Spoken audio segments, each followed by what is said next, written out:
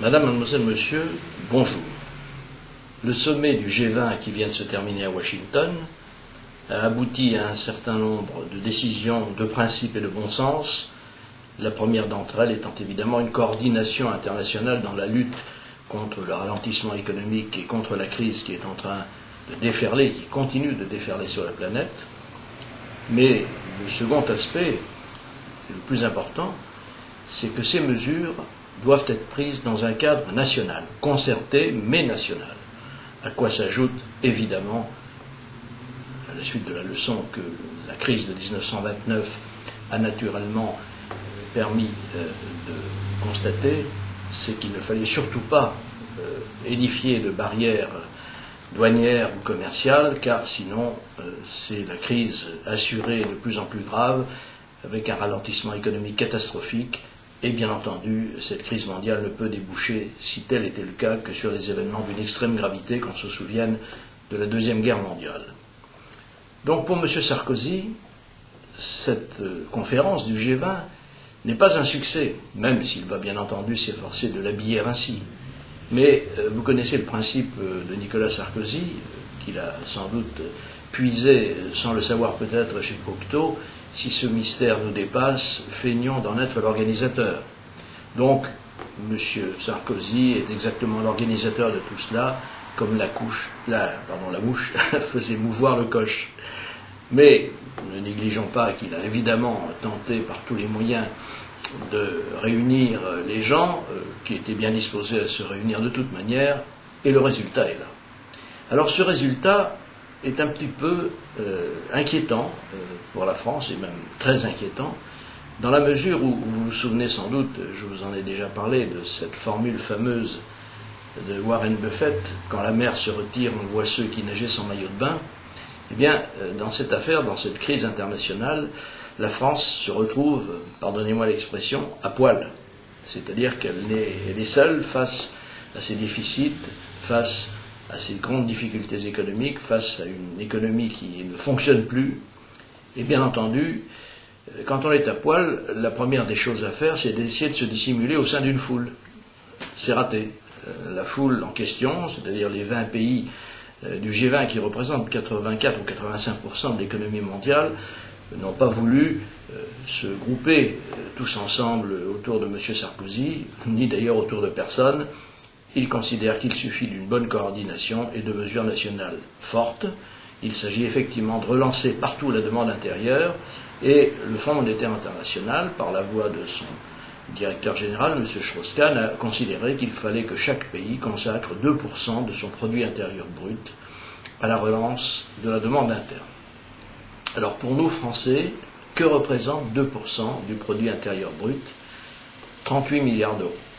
C'est-à-dire presque le double de notre déficit habituel. Habituel est un mot terrible d'ailleurs, parce que si le déficit est habituel, cela veut dire que nous vivons dans le déficit comme d'autres vivent dans le dénuement ou comme d'autres vivent dans la vertu. En réalité, ce déficit que nous nous étions engagés à réduire est aujourd'hui prolongé jusqu'à une date illimitée, et nous allons même devoir, éventuellement, le doubler. Est-ce possible? Évidemment, non. Nous n'en avons pas le début du commencement. Lorsque le plan travail-emploi-pouvoir d'achat de M. Sarkozy a été mis en place à l'été 2007, il avait engagé environ 15 milliards d'euros, et certains l'ont critiqué au motif que c'était déjà beaucoup pour un pays fortement endetté.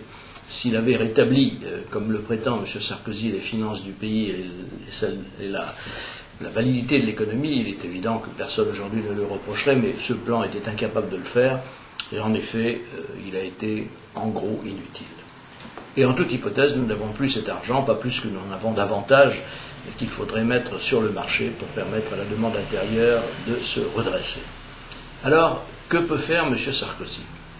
Bien, soit continuer à laisser la France dériver au fil de l'eau, la fameuse tactique du chien crevé, mais on connaît le résultat, soit alors prendre des mesures vigoureuses. Parmi les mesures vigoureuses qu'il peut prendre, il en est une qui doit être inspirée d'une constatation que de plus en plus d'économistes ou de spécialistes font. La France, les Français, ne peuvent plus se payer les produits qu'ils fabriquent. Chose étrange, Alors il est évident que si nous exportions tout et que nous étions pauvres en consommation, nous serions riches en exportation et que finalement la consommation reprendrait. Mais tout ceci est une pure vue de l'esprit.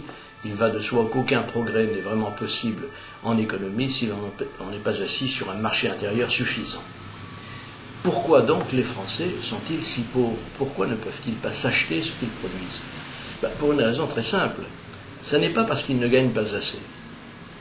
En réalité, le niveau des salaires est très élevé en France, mais il est très amputé de toute une série de prélèvements qui sont les prélèvements fiscaux et les prélèvements sociaux et qui culminent aux environs de 1000 à 1100 milliards d'euros, c'est-à-dire 53 ou 54% de ce que produit le pays. Dans un ménage, si nous étions dans cette situation, la première des choses à faire serait de se dire, eh bien on va réduire nos dépenses, puisque nous n'arrivons plus à consommer ce dont nous avons besoin et besoin impérieusement, réduisons nos dépenses et cherchons, dans les dépenses que nous faisons, là où nous pouvons trouver des coupes à faire. Dans le cas de la France, où sont les coupes possibles? Eh bien, elles sont partout, me direz-vous, bien sûr. Mais il y a des coupes qui donnent des résultats rapides, et il y en a d'autres qui donnent des résultats très lents. Tout ce qui concerne l'administration de l'État, ou celle des communes, donne des résultats lents ou relativement lents, tout simplement parce que il y a une sorte de train lancé qu'il est très difficile d'arrêter, et il faut des années en général pour arriver à un résultat. En revanche, dans tout ce qui est le social, qui représente plus de 500 milliards d'euros chaque année, on peut faire des coupes claires sans aucune difficulté. Évidemment, le problème qui se pose, c'est celui des conséquences, et notamment des conséquences sociales précisément, puisque la France est un pays qui assiste tellement de gens qu'elle finit par ne plus savoir comment faire pour en assister encore plus, tant il est vrai que la doctrine dominante consiste à dire que nous devons accueillir, sinon toute la misère du monde, du moins une partie largement supérieure à celle que nous sommes capables d'assumer. Eh bien, il y a un moyen, je l'ai dit à ce micro, je l'ai dit bien des fois, et je le répète aujourd'hui car c'est encore plus nécessaire, c'est de supprimer le monopole de la sécurité sociale, avec des chiffres, et vous allez le voir, qui sont troublants. Actuellement, les Français perçoivent 895 milliards d'euros de salaire par an. Ils laissent à l'assurance maladie de la sécurité sociale 151 milliards.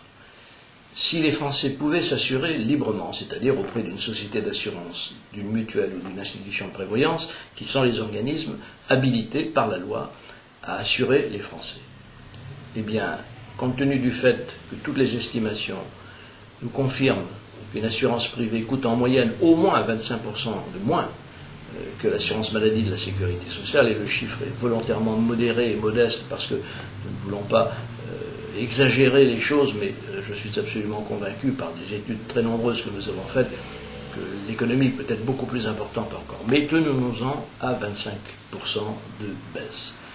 25% de baisse sur les 151 milliards que nous consacrons à l'assurance maladie de la sécurité sociale, ça nous amène tout simplement à 113 milliards d'euros. Et la différence entre les deux, 151 et 113, ça fait 38 milliards. C'est très exactement la somme que le G20 et le FMI nous demandent de mettre sur le marché en quelque sorte. Alors évidemment, certains diront, mais que va-t-on faire pour tous ceux qui seront obligés de rester à la sécurité sociale?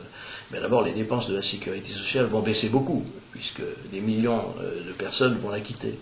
D'autre part, l'essentiel des dépenses maladie, en France, comme d'ailleurs dans les autres pays, se concentre sur les toutes dernières années de la vie. C'est celles au cours desquelles on est le plus malade et au cours desquelles on a évidemment le plus besoin de soins et qui coûtent donc le plus cher. Mais il y a aussi un autre élément qu'il faut froidement prendre en compte.